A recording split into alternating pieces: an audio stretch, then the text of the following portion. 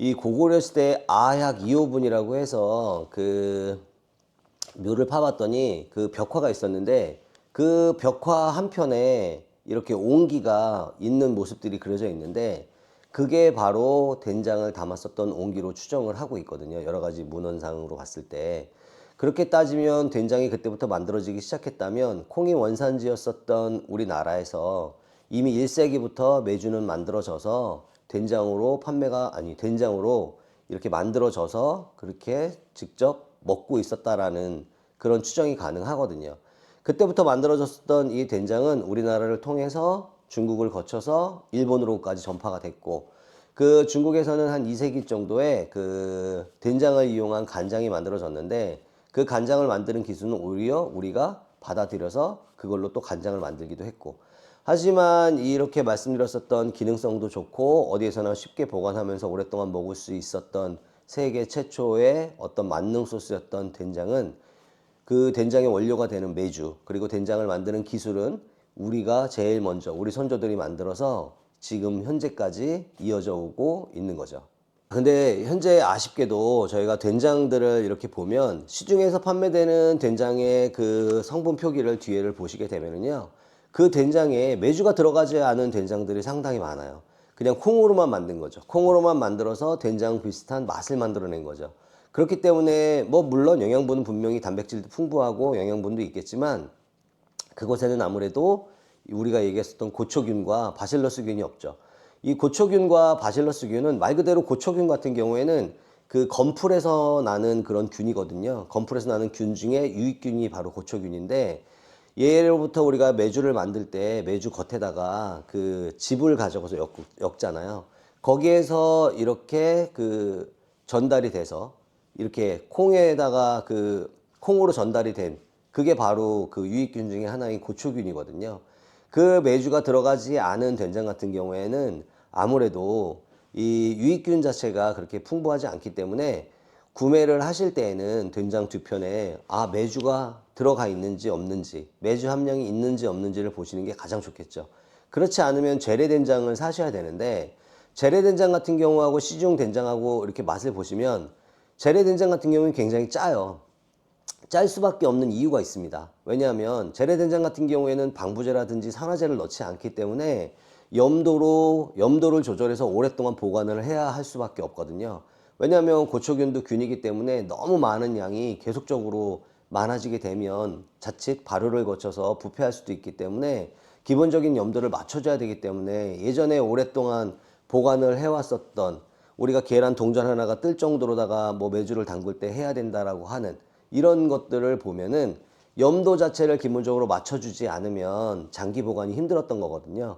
그렇기 때문에 재래된장 같은 경우에는 굉장히 짜고 지금 메주가 아예 들어가 있지 않은 혹은 메주가 들어가 있어도 시중에 시판되는 된장 같은 경우가 짜지 않은 이유 중에 하나는 산화제와 방부제를 넣기 때문에 그래요. 그렇기 때문에 훨씬 더 감칠맛도 좋고 단맛도 있는 거죠. 그런 부분들을 명확하게 구분을 하신 다음에 재래된장이 짜서 너무 안 좋아 뭐 아니면 시판된장은 너무 뭐 달기만 해서 안 좋아 이런 것보다는 시판된장은 왜 달고 그리고 재래된장은 왜 짠지 그리고 어떤 게 기능성이 더 좋은지 그리고 내 입맛에는 나는 재래된장보다는 그 시판된장이 훨씬 더 맛이 좋던데 그럼 시판된장 뒤에를 봐서 메주 함량이 높은 제품들을 구매를 하시면 되거든요. 그렇게 해서 구매를 하시게 되면 훨씬 더 건강하게 우리가 1세기부터 먹어왔었던 고초균을 그대로 섭취를 할 수 있는 거죠. 저는 요즘 된장에 대해서 관심을 너무 많이 갖고 있어요. 저희들이 지금 된장찌개하고 된장찌개 소스라든지 청국장찌개 소스를 판매를 하고는 있지만 이 판매되는 제품 안에 저희들이 여기서 가열을 이미 해서 나가는데 가열을 해서 나갈 때에도 고초균이 살아있는 상태로 내보내기 위해서 저희들이 마지막에 그 된장이라든지 청국장을 투입을 하거든요. 그렇지만 얘가 고초균이 얼마나 많이 살아있는지 그리고 이 고초균이 실제로 다시 한번 매장에서 끓였을 때에도 살아있는지에 대한 그런 것들을 연구를 지금 계속하고 있거든요.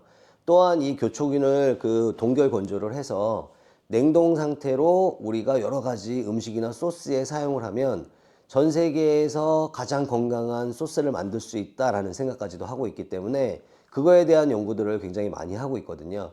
저희 회사가 그렇게 크지 않기 때문에 저희들이 자체 연구 인력들이 그런 걸 할 수는 없지만 같이 협업을 하고 있는 여러 업체들과 그분들이 잘 하시는 여러 가지 뭐 미생물에 관한 연구를 하시는 곳에다가 저희들이 만든 제품들을 의뢰를 하고, 그리고 동결건조를 잘하는 곳에서 이 메주가루를 동결건조를 해서 이 고초균이 살아있는지를 확인하고, 이런 절차를 거쳐서 저희가 그거를 맛을 내고 소스화를 해서 다시 유통을 하고 난 이후에 식당에서도 건강하게 유통이 될 수 있는지, 이런 것들에 대한 연구들을 계속하고 있고, 그런 과제들을 여러 가지 정책기관에다가도 신청을 해 놓은 상태거든요. 그래서 아마 빠르면 올해 말, 늦어지면 내년 초 정도에는 저희들이 생각하는 여러 가지 건강한 소스들이 만들어질 거라고 생각을 하고 있습니다. 저희 소스 공장들은 이렇게 생각을 하고 있지만, 실제로 뭐 75만 개의 외식업체 중에서 거의 한식이 40% 이상을 차지하는 걸로 알고 있는데, 그 많은 한식집에서 된장찌개를 판매를 하시거나 혹은 된장에 관련된 음식을 판매를 하실 때에는요, 꼭 메주가 들어가 있거나 재래 된장을 구매를 하셔서, 그리고 조리를 하실 때에도 된장을 처음부터 집어넣어서 팔팔팔팔팔 오랫동안 끓여서 된장에 들어있는 고척유를 죽인 이후에 손님한테 주실 게 아니고요, 그 맛을 그대로 살린 상태로 손님한테 내보낼 수 있는 레시피를 한번 조정해 보시는 것도 권장을 드립니다. 왜냐하면 우리 주변에서 가장 값싸고 가장 유익한 균을 얻을 수 있는 게 바로 된장이거든요. 그 된장 하나만 여러분들이 잘 선택을 하신다고 해도 우리는 소비자 건강을 충분히 챙길 수 있는 그런 나라거든요. 그렇기 때문에 우리들이 지금 너무나 흔하게 보고 있는 된장이지만, 그 된장의 가치를 분명하게 안다면 아마도 길지 않은 시간 내에 저희들은 된장이 전 세계에서 가장 건강하고 맛있는 소스가 될 거라고 저는 확신을 합니다. 뭐 오늘은 된장에 관해서 이렇게 간단하게 말씀을 드렸는데, 아무래도 된장에 관한 이야기들은 앞으로도 좀 많이 드릴 수 있을 것 같아요. 그리고 된장을 가지고 개발하는 여러 가지 소스들도 여러분들한테 좀 많이 소개를 해드리도록 하겠습니다. 자, 그럼 오늘도 맛있는 하루 되세요.